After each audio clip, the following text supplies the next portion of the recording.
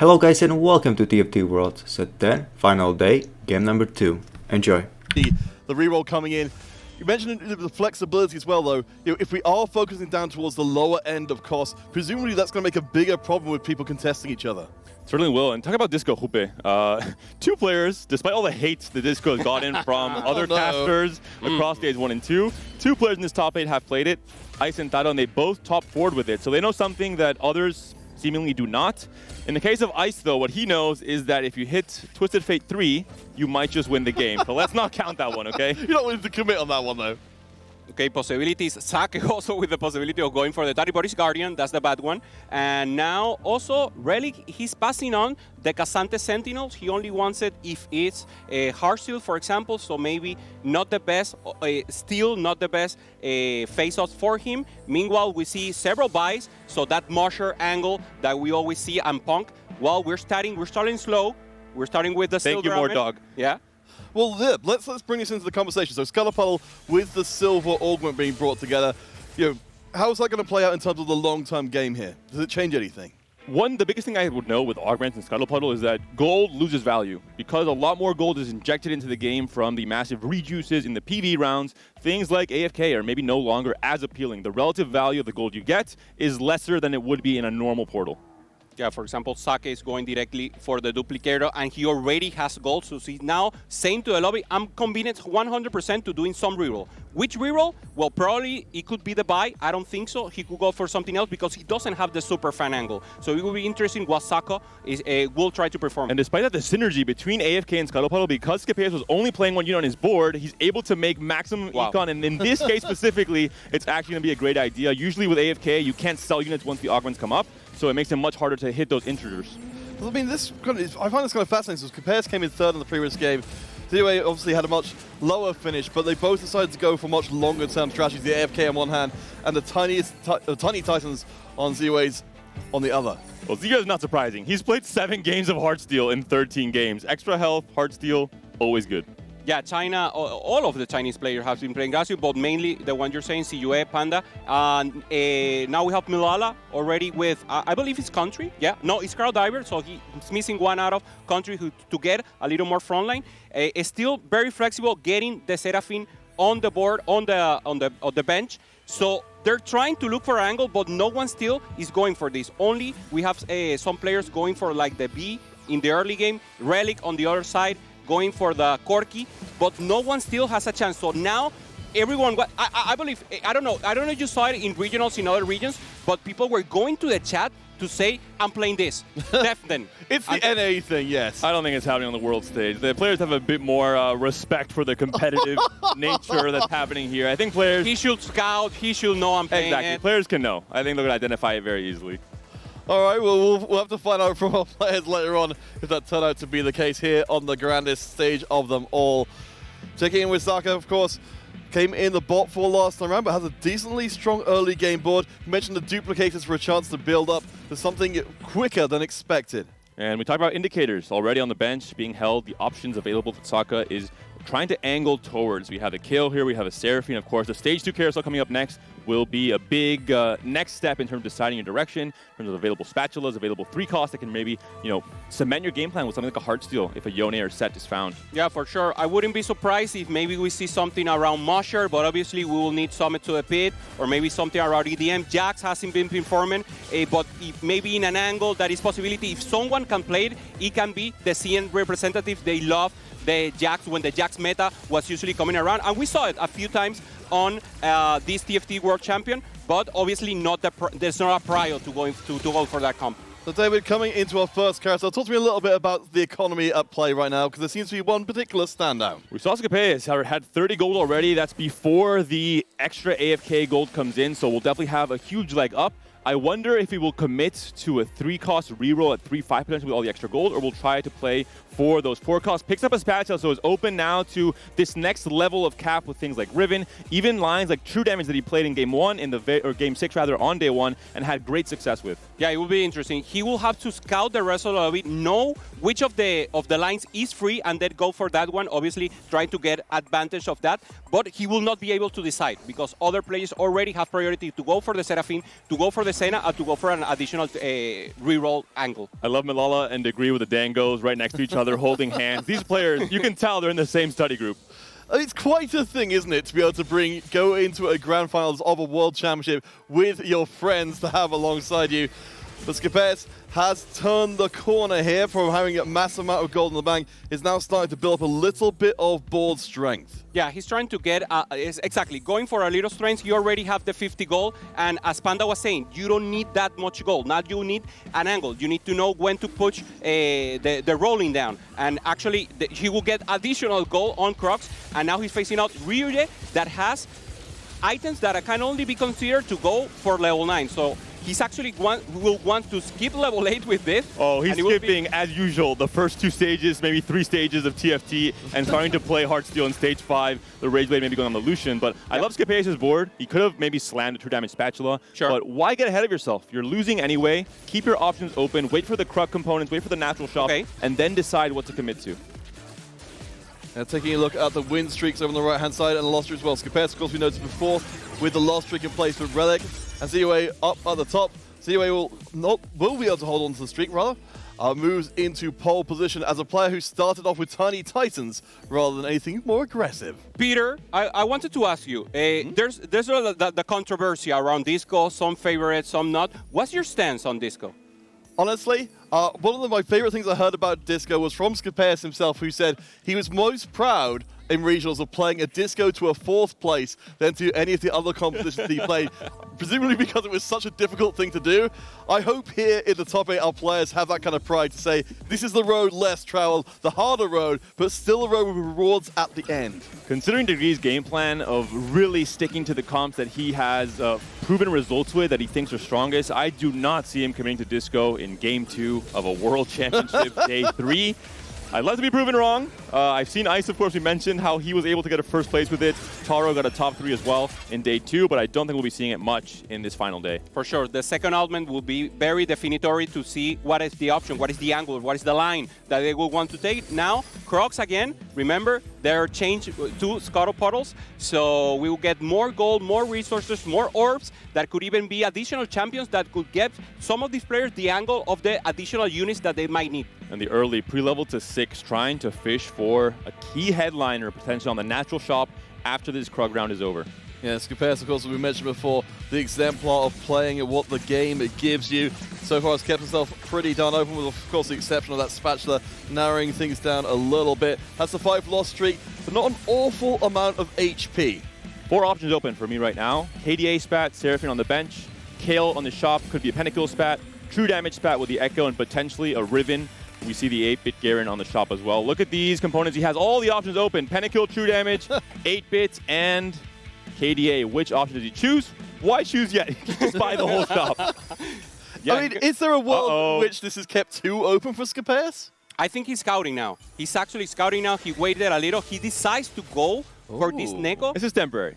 Yeah, it's temporary, but when do you sell it? Do you go for 7 and try and commit to a 3 cost? Or do you actually wait to see if naturally you get like some units and then even sell this 3 cost headliner for a 2 cost that is even better? You wait for the augments. Augment not just for your decision, but to see everyone else's decision. But it looks like Seraphines are not really being contested right now. He's going to commit to the line. Of course, Skipes played a lot of games of RE Warriors, 4 to be precise. A third of his games that they won in 2 was the tempo option, which is why I'm not surprised to see the slam now. He can play for Seraphine. If he gets it, great. If not, let's pivot into the thing that I'm most comfortable with.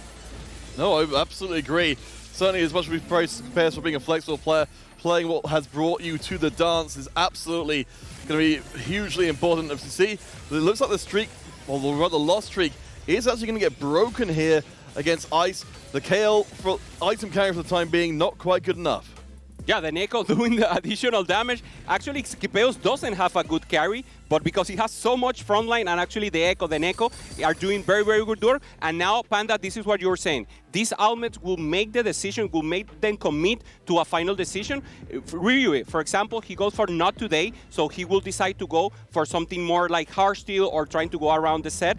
and we have the rest of the possibilities. Vampire is always a good decision, and rerolling obviously for Taro. And two more players have that option as well, but not today. We see Ice at the very top middle there, and Relic on the left. Of course, very effective with Zed, very effective with a lot of the melee 3-cost rerolls as well. But last stand is a pickup from Relic, trying to make a last stand, trying to guarantee another top 4 coming into this day number 3, game number 2. Relic hasn't still popped off the anvil. He still has 4 components as a possibility. So he's waiting for the last moment to get the actual additional items that he has. And now that he has last stand, he can even grid it out a little more. So let's see what's his decision. Melala also with the Kale now committed to this line. He has not the normal items that we could get, but actually the Morello has gotten a lot more love recently with his buff. Also, you have the damage amp and the possibility to choose more items. The more important items are down here, Peter. Yeah, we've certainly seen this. Milano's been doing pretty darn well so far. We'd definitely like to push this one further. I think, following up what you're saying, the Morello's certainly doing a decent job down the other end of things. Ice in a little bit shakier of a spot as we do see things start to develop here a little bit for Skipeus. Noted before he didn't have the backline carries really at all. Now it's slammed the static shiv to give us a little bit more direction as to what this ball will look like longer term. And the big thing is level 7, 40 gold. Akali natural in the shop because of the early level. No player is on 7 yet. We're not even at the stage 3 carousel, but the AFK alongside the Scuttle Puddle really min-maxing his econ. And Taro now with the angle for the Senna, he already had 6. Not the best goal, but actually with a good position. He tried to roll, trying to naturally hit the Echo, but he only has 1 copy. So he has good damage. He has to go for another thing. And Sokka, they're actually contesting. They both are going for the Senna. Maybe one will pivot out, or maybe both will go for it. There's a possibility of both of them getting the 3-star, but it's double actually very duplicator low. makes it a little bit easier. Yeah. Yeah, I mean, that's the whole thing at this point. You need to be making those huge decisions that will follow you for the rest of your TFT career here in the Grand Finals. You certainly see, even at 2-star, the Senna's doing a pretty damn good job. The Rabadans and the Giant Slayer means you can punch through pretty much anything. And the rest of the lobby, if they're scouting, they're seeing 2 players contesting each other on Senna. They're going to hold some Sennas as well if it doesn't really hinder their own game plan. Just make sure it's as hard as possible. Griefing other players in a lobby like this where every 8 players trying to win the entire championship is going to be so relevant. Making sure you're topping off your points. Looking at the carousel coming in, and Ari potentially for Skipeus. He is not first pick though. He's going to be second pick here. Can he pick it up? He's angling towards it. He's waiting and he's picking it up with a belt. Yeah, there's other possibilities. See, Disco also with the Twisted Fate, also with the Blitzcrank as a possibility. But now they're only looking to finally finish the itemization of their main carry. Some of the carries were lacking the final item, and it's very important for them now to consider to stabilize the rest. I'm very concerned about the Senna player, but as you say, Panda, with the duplicators, they add additional units to the pool, so it's actually more easy to get them. So Sake is still looking for them. He needs to get and use the duplicators. The game is not giving him, but he doesn't want to burn the economy, Peter. He knows that he will need the economy to later go to additional levels and try to cap the board even more. It does feel like that's been the theme of the lobby overall. Our players holding their resources. Now they know what the situation is coming into Game 2. Remember, of course, our players are trying to hit 20 points overall. They'll then put the entire lobby in check and can win off the next lobby. For our players who did well in their first game, if they can do well again in the second game, they can put themselves in a threat zone in Game 3. He's going to scale to the late game with the Vampirism. For now, has the kill. I'm not sure if he'll maintain his kill throughout the rest of the game, but he had a very poor result in that game number 1 with Katarina. Has to bounce back himself, and really all the CN players have to try and get a top 4 to contest that possible checkmate around the Game 4 mark. Yeah, it's not a good place for Ice. Probably he was trying to go also for the Senna line, but 2 players were also going for it, so he will have to innovate a little. He's holding a Vex, holding some units on the bench, holding now the Katarina, but actually very difficult to go for it. Malala, also with the Pentakill emblem in his frost line, he gets the rounding. The rounding will allow him to get a lot more defense. That is what he's lacking, actually. But he now needs the 2 costs only to get more HP, so the armor are more effective. Sokka also rolling for his units. He's still... No, he has it, yeah. He could go maybe now. waiting to find it naturally, maybe not wanting to spike just yet. We'll see what's going to be the decision for Sokka. Okay. He's not got a streak to defend at this point. Has at least changed over the front line, so the Ari comes in to put the KDA online. But no, doesn't commit in as of yet. I think, again, it's slow and steady for our players in this second lobby, especially as you can see, we've got Heart still coming in across a few players as well to try and really look towards that later game. Relic from the other side playing a different also comp. He already had the last stand, so maybe he's pivoting out of the comp he had. I believe he was going to stay, but maybe trying to pivot out of this into Hearthstone. He knows he has a lot of game ahead of him because of the augment. So maybe he's thinking about capping it more. He got a 4th in the previous round, so maybe now he will try to look for a 1st. So to follow up, I mean, I think you sort of partially explained this already, but just to make it clear as possible for everybody watching. So you mentioned Scuttle, we're going to be seeing a lot of reroll comps, they're going to be contested with each other, not everybody can have them. For our players who try to go into that line and don't find what they're looking for, is it viable for them to just abandon ship and say, I'm going to go for something later, or are they still too committed at this point? Yes, for sure. The only bottleneck when you're playing reroll is that you need gold. You need to hit as fast as possible. Some of them didn't hit. So actually the lobby should be a more higher tempo. We should have seen for now at least one 3-star, but we didn't. So actually the players who played, like for example, Skipeo, the roll down, Milala and Taro both looking for the kill 3. Taro is so much closer. They're only 2 copies off, no duplicators. For Taro, there is one for Milala, but look at how far behind Milala is. This is the problem. You have to be scouting. You have to be identifying what other comps players are going for. With the Pentakill emblem, Milala is very much locked into some version of Pentakill. Is it the flexible one on level 7, maybe going 8 and avoiding this kill plan altogether? Yeah, none of them getting there. Actually, very, very difficult for both. So we have 2 Senna players, 2 Kale players, and this is what happened. Obviously, they tried to force it because of the Ahmed, but Peter, that in the end, the player like Skipteos that will go fast 8 and try to play the Ari Warrior will be the one that will get more beneficial from this. I think you guys have illustrated that extremely well with saying that the 2 costs have slowed each other down and the late game could well be the way to go. Taro, though, as we said before, needs the big win out of this lobby. The Kales aren't quite there yet. To see Relic up at level 8 with the last stand and a good amount of HP in the bank. For Relic to win that with Heartsteel in, down and Augment with last stand not even close to being procced, not a good sign for Taro at all. The Kayn 2 does come in early, that could be very impactful, but Kayn overall I think will not stick to this board at the very end of the game. Not the best of 5 costs coming to the later parts of this set number 10. Degree though now on the Heartsteel line, 8th place in the HP standings, and Prismatics coming through, Peter. Yeah, I mean, this is what we need to see, the big explosive thing happen. Of course, for everybody else in the competition, Degree, the NA players overall just going out towards the bottom would help give them more room to breathe. But we've got some interesting choices coming in. Hologram being picked up in your top left-hand side. Yeah, the hologram, actually, we saw it before into the Hearthstone line. They call it the windshield. What was the name? Like the windshield comp, because you have the double ult side by side. The windshield wiper? That's the windshield wiper. So also a possibility to see it right now from Degree. Maybe he didn't got other best augments. There's obviously better consideration to have this. Let's see if he can save it. Milala was able to do it. Finds the kill 3, still at 30 gold at level 7. So all of a sudden, a very good spot for Milala. Picks up Cybernetic Bulk as well. I have some bad news. Bulk in these stats across day 1 and 2 had a 30% top 4 rate. This spot, though, looks like a good one for this augment. Yeah, I mean, it's so important to see Milala get as much time as possible with the ramping of the Ginsus. But once the crowd control comes in, it gets a little bit dicey. I think this time round, there's just enough power there. Nope, I'll eat my words immediately. Relic wins again. Panda, you were saying he's down an augment. He hasn't popped up the last 10, and he's winning against a table that already has the kill 3. And with these shops, no wonder Alawi and Zig in the shop for the Latam player. Clearly, Jupeson here has all the buttons to be pressed to try and give his colleague here, his Venezuelan compatriot, a little bit of extra luck, because my God, those 5 costs will be very impactful. And Taro, there's a winner, and there's always a loser when 2 players contest. In this case, the Japanese player who had a very bad start today, number 3, is still sitting on 7 Kales. Yeah, and I did appreciate his cockiness coming into the event, saying he'd be able to equal up Big Shroud as the title. But yeah, the Shroud at least gets across. We do see the disco board here from Ice. We're believers once again, but that Shroud is exceptionally effective against the clumped units of the disco board. This popping up, yeah. Go. I feel bad for Ice, maybe. He had some fake confidence from getting a first place with Disco because of the TF3, now committing to it again. If there's one player that can maybe pull it off, it's going to be him. Yeah, for sure. And again, a line that is already stable at level 8. If he managed to go to level 9, get the Eli, get the 6, it's actually a comp that can really ramp up.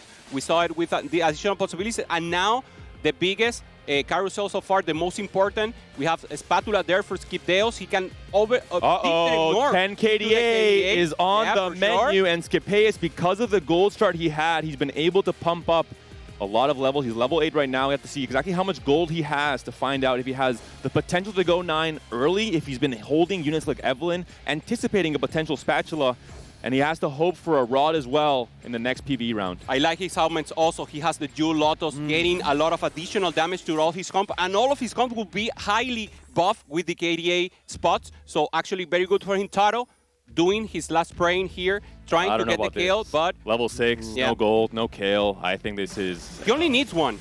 He has a duplicator there, but the game is not smiling at him. And he has 2 Distinction Crown here thanks to the return on investment. So he has extra slots on his board despite being level 6. But again, 2 more kills with Malala already having a kill 3. It's just not looking good.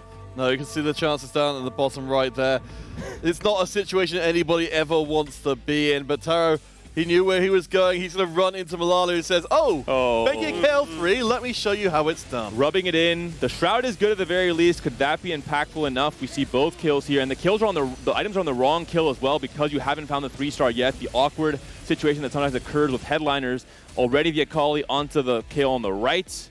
Can she be taken down? The answer is yes, and that's going to be it for Taro. Big hits now on 1 life.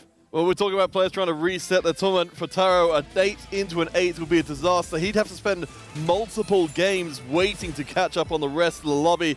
But Ziwe, in a similar position with only 2 points, is in a much better spot. Yeah, it's a good spot. He doesn't get hold. That's the problem. He has the Jhin, and he wants to cap big out. top. Lucian was found there. Lucian there, but he actually wants to go level 9. He wants to cap the board in synergies as he can. Skipeus has made all the check marks are ready to go. All he needs is a rod coming up in the next PvE round. He's level 9. He has the Evelyn and the Kaisa, the trait bots waiting on the bench, and he has more than enough HP. He's not going to be dying here. He has at least 1 more fight in him. Oh boy. Yeah, we have the Melody now coming from the Jhin in the front side. Ziyue try to live a little longer.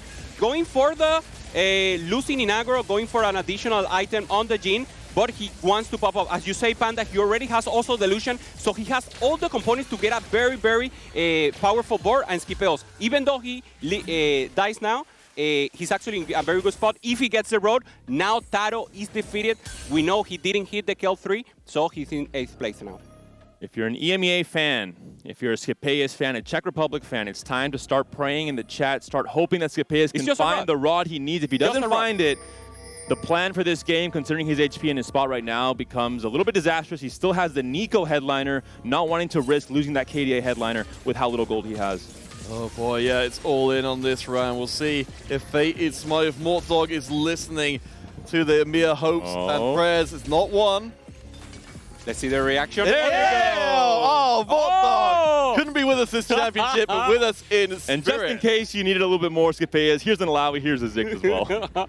Okay, we finally reached the other side of the danger zone, hopefully for Skipeus, but he still only has 11 HP. He's got to have some bad matchups in here, despite having a 10 KDA board. Unfortunately, he finds a new Akali headline, but it's Executioner instead. Trying to get those last 2 rolls in, maybe trying to find a way to fit this Ziggs in if he finds the upgrade. Doesn't just yet, has an Anvil Soul to pop to have 1 more item slam potentially on the Ahri here, but making the best use of the bulk, spreading out so many different components. Yeah, he's too powerful now. It's almost impossible for this board to lose. He's trying to spread out, as you said, and all the units are making work. They're actually more powerful, more HP, more basic AD, more basic AP. So you can see, like, this was a phantom board, obviously, but we will see this more, Peter. We will see him destroy completely the competition and win by more than 4 champions, hitting them a lot and actually penalizing a lot of the HP. Yeah, we'll definitely keep an eye on Skipeus developing as Relic. We'll get the cash out there. Again, remember, Relic has been sitting on high HP for quite some time. The last stand is not procced, and this board is getting stronger and stronger. And exactly enough gold to level to 9 there for Relic, trying to fit in the Lucian, trying to get as much jazz in as possible. And of course, our resident Heartsteel enjoyer, Ziwe, on his 8th game of Heartsteel in just 14 games in this tournament, trying to do it again. The Tiny Titans gave him a big HP buffer, but all of a sudden he's sitting now towards the lower side of the HP standings. Yeah, now in 48, he's facing, no, Relic, he's facing the Disco player Ice, going for this. He already has the 6. He has the regular Dazzler. Well. So 4 Dazzler for him. very, very powerful, but... Ezreal, my goodness. Great, Oh. great ulti, but Wait. it's not enough. Hold on a The second. damage from the Ezreal Lulu. just got blown to pieces. Yes. And despite it being a bad matchup, Ice gets the win here. I have to wonder, David, what's it going to take for you to become a believer in the disco? If Ice gets first again, I will eat my words, and I'll maybe make another bet, but for now, I'll keep it at that. Don't want to get too crazy. It is Ice. He's one of the best players in this tournament. I think I wouldn't be too surprised. But with players like Scapeus in this lobby, it's going to be very difficult for anyone else to get a win. Maybe someone that can do it are, of course, our Heartsteel players. Maybe some upgrades onto the rest of these 5 costs could do it for Ice. It's still Lowy 1.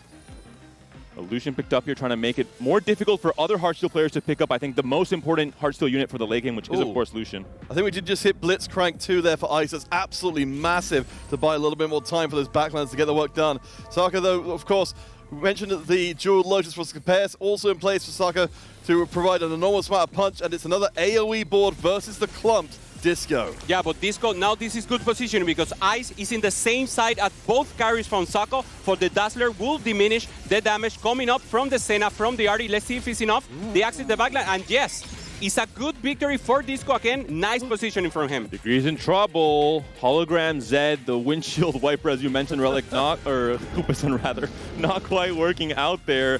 Degree, a player that's been dominating all tournament long. 41% win rate coming into day 3.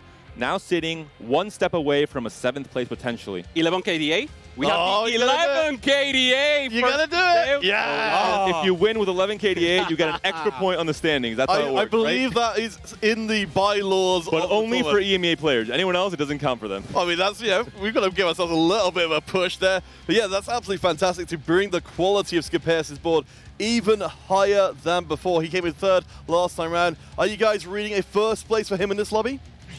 It depends on Relic because he still has not procced Last Stand. He's still staying relatively healthy. He's won the last fight. The Kane 2 doing so much work, a very underutilized 5 cost. I wonder if he'll be ever swapped out because the itemization is a little bit awkward. The JG, not many good AP 5 cost carries in this stage 5 and 6. Maybe if you find a Jhin to accompany the Ezreal and have that Shojin go on him, it could work. For sure, and Scapeus also can get stronger. We already saw the KDA spat on Kiana. She's actually one of the best to cap, to win more. If you already have a safe board, you can spread around more items to the rest of your units. So actually a good place for him facing off against the Disco player on the right, while Degree is facing up the Jhin board.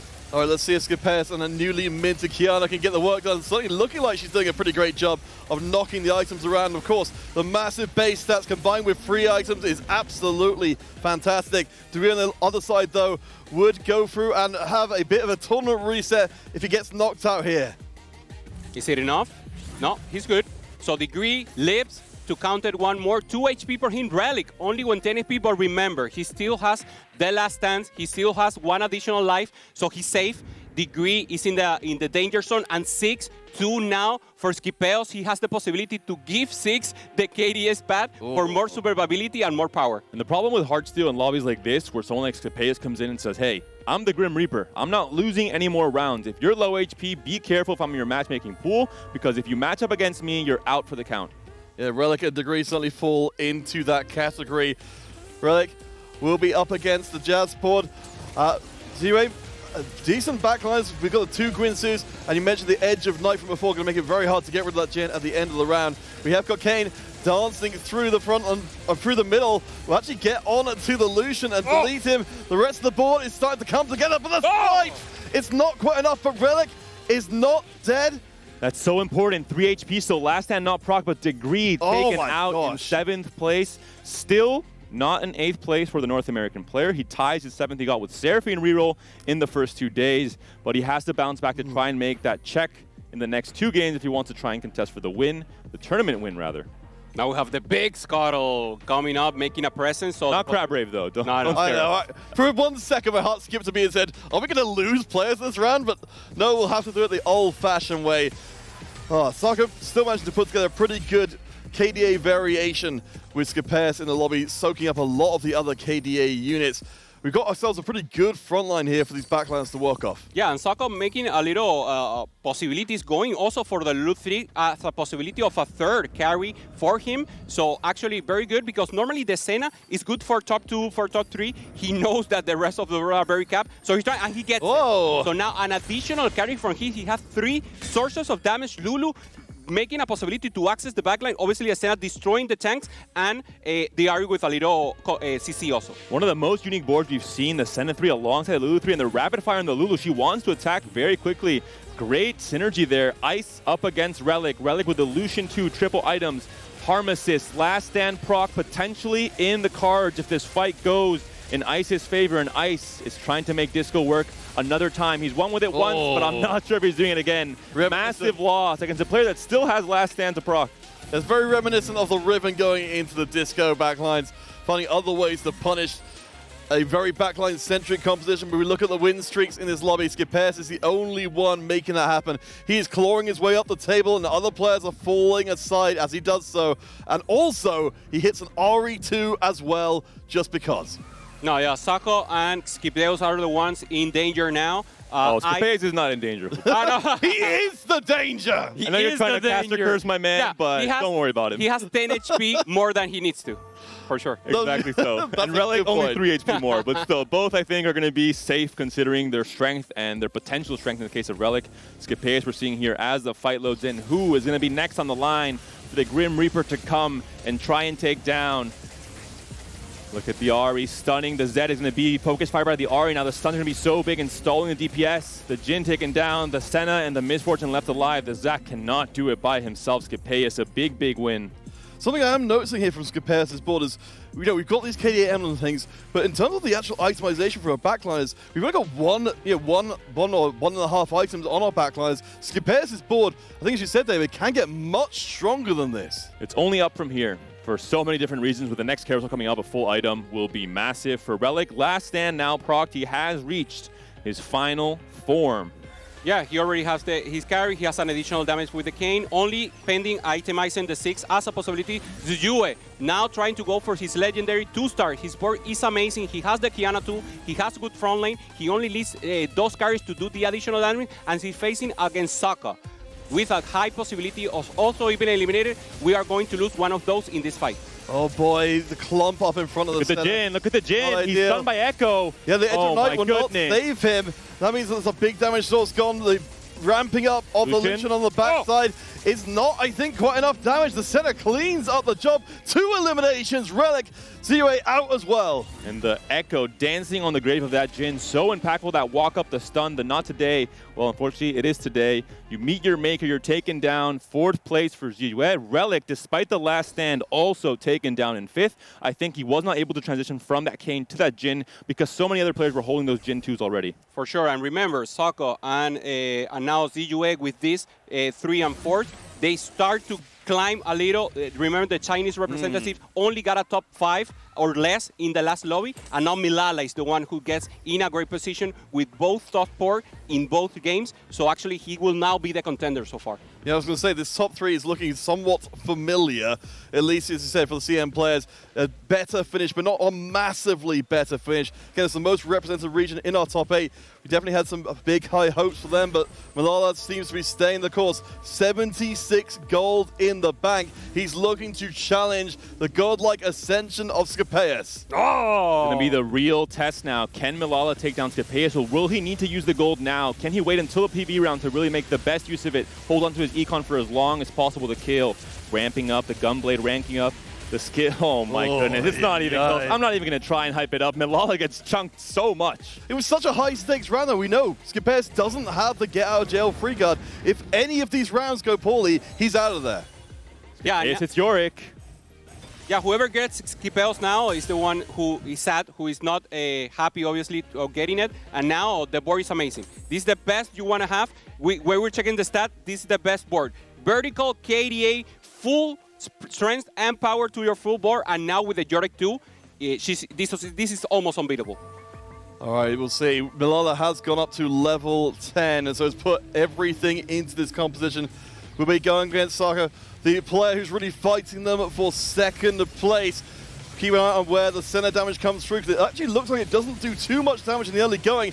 We have got the ability to punch through the center. The Akali providing a little bit of a distraction to bring the center off, of course, and the Kale is left free firing at the end. That's a huge defeat.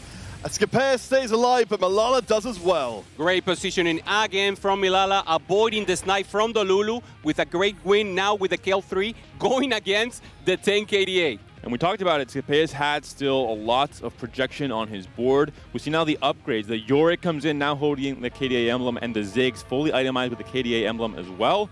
Level 9, can't go 10, but do you even need it with 10 KDA and the 10 win streak Skipper now has coming into what could be, and I think should be, the final fight.